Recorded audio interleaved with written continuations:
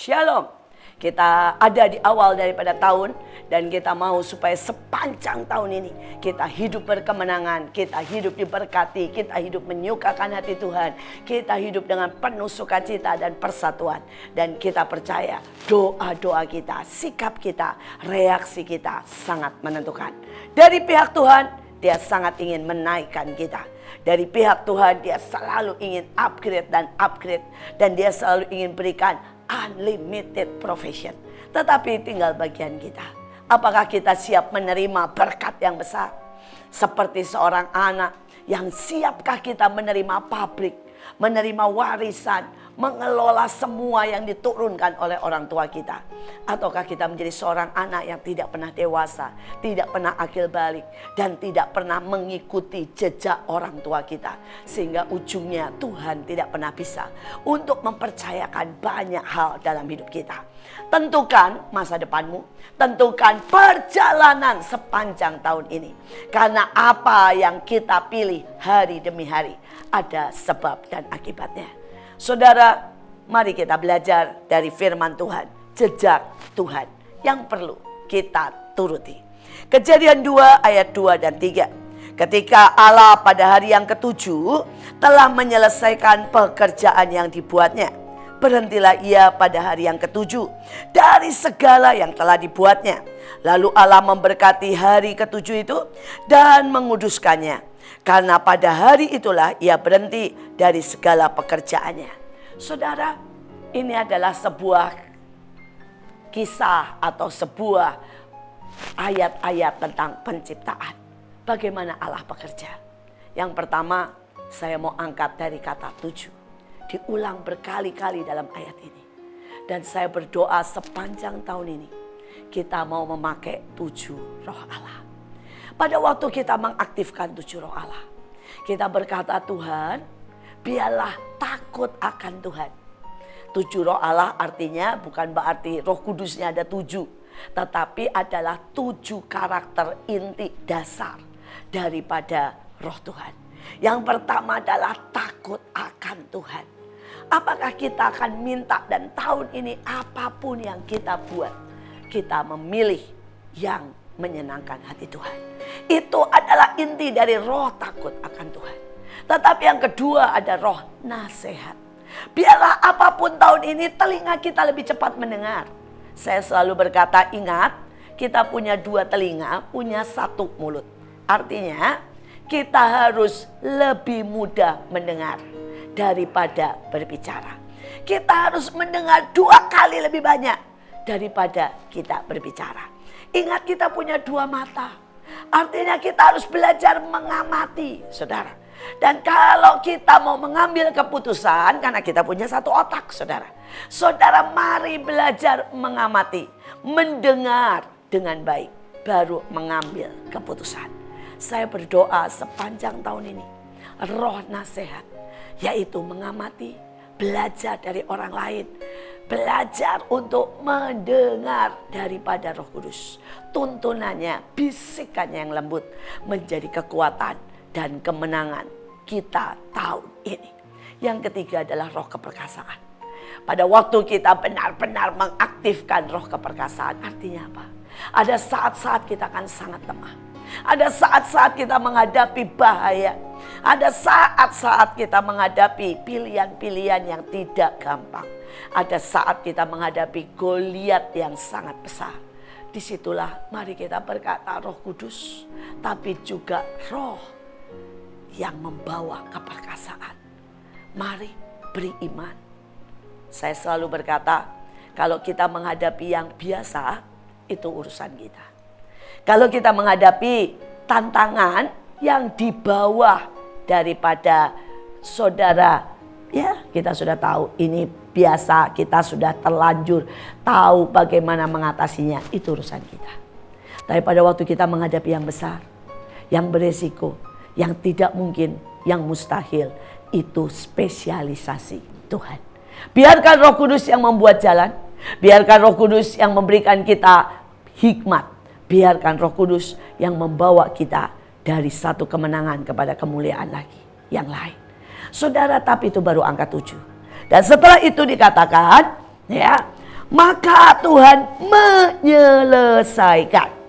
Ada begitu banyak dari kita memulai sesuatu dengan mudah, tetapi tidak menyelesaikan dengan baik. Alkitab dengan jelas berkata Tuhan menyelesaikan dengan sangat baik. Dia mengerjakan detail. Dia mengerjakan dari hulu sampai ke hilir. Saudara, anak saya punya beberapa usaha. Salah satunya adalah kandang ayam. Ada banyak orang yang selalu berkata, wow, ya, ini sebuah pekerjaan, sebuah penghasilan yang besar. Tetapi dia berkata, setiap hari, dari masalah makan, membangunkan ayam-ayam ini per 2 jam untuk makan. Saudara, memeriksa kelembapan suhu. Karena setiap hari suhunya harus berubah. Pada waktu ayam-ayam ini masih 7 hari, suhunya cukup, saudara, di atas 30 derajat Celcius. Tapi ketika ayam ini sudah mulai besar, dia harus sampai 27. Karena ayam ini kedinginan mati, kepanasan mati. Dan dia berkata setiap detail menentukan setiap keberhasilan. Ada banyak orang memulai. Ada begitu banyak orang yang membuat kandang ayam dan hanya bertahan setahun dan kemudian rugi dan menjualnya. Kenapa? Apakah udara berubah? Tidak. Apakah ayamnya yang berubah? Tidak. Tetapi mereka tidak bisa tekun dan setia menyelesaikan dari perkara yang kecil sampai perkara yang besar. Tahun ini jangan bisa hanya memulai, tapi mari kita mengerjakan dengan tekun. Kita mengerjakan dan memeriksa setiap detail. Mari kita setia supaya kita bisa menyelesaikan dengan sangat baik. Saudara, yang ketiga, Alkitab berkata tentang berhentilah ia pada hari yang ke-7. Saudara, dalam hidup ini ada waktu yang namanya retret, introspeksi, istirahat, dan juga waktu bersama keluarga, bersama Tuhan, bersama me time atau waktu kita sendiri. Dan seringkali tidak ada keseimbangan dalam hidup banyak orang. Ada yang sangat malas sehingga mager, tidak mau bergerak, tidak mau memulai yang baru, sehingga mereka tidak punya, saudara, usaha dan upgrade dalam hidupnya. Tetapi ada beberapa orang yang kerja dan tidak ada kata berhenti. Saudara, ada lagi yang lain, mereka begitu banyak, saudara, didrive oleh persoalan sehingga stres, tidak bisa tidur, dan mereka tidak punya waktu buat keluarga. Kita harus seimbang, karena bahkan Allah, dia punya waktu untuk berhenti, dia punya waktu untuk istirahat. Saya punya seorang teman, dia memiliki 2 catering besar. Saudara, dan cateringnya selalu memberi makan sekitar 2.000 sampai 4.000 dan pabrik demi pabrik. Saudara, semuanya berjalan sangat baik.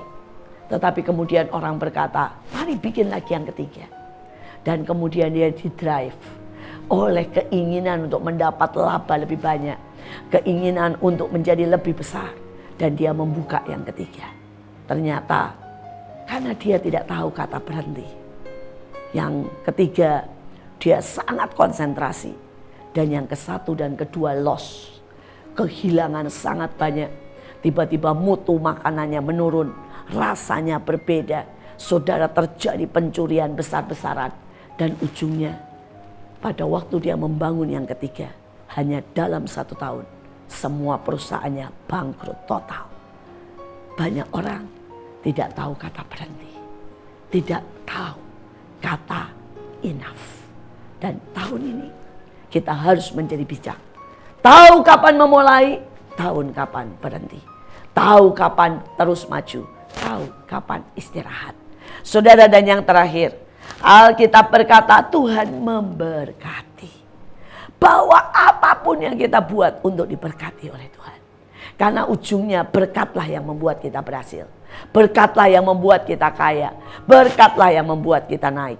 Saya sudah melihat ada banyak orang kaya tapi bahkan tidak bisa tidur nyenyak. Mungkin kasurnya Dunlop Pillow dan kasur yang terbaik, tapi dia tidak bisa tidur nyenyak. Karena tidur nyenyak tidak didapat dari keadaan, tapi didapat dari Tuhan. Saudara, saya melihat ada banyak orang. Saudara, dia menjaga kesehatan rutin tapi tetap jatuh sakit. Karena kesehatan ujungnya dari Tuhan. Dari mana? Berkat Tuhan. Saya melihat keluarga-keluarga yang sangat sukses. Orang tua dan anak-anaknya, tapi mereka bercerai. Mereka tidak ada komunikasi, tidak ada harmoni. Kenapa? Kasih tidak dari manusia, tapi dari berkat Tuhan. Karena itu, biar sepanjang tahun ini libatkan Tuhan dalam segala perkara. Itu menjadi kunci kemenangan. Dan tahun ini kita akan hadapi dan kita akan jalani dari satu kemenangan kepada kemenangan, dari satu kemuliaan kepada kemuliaan, dari satu sukacita kepada sukacita yang lain. Tuhan Yesus memberkati.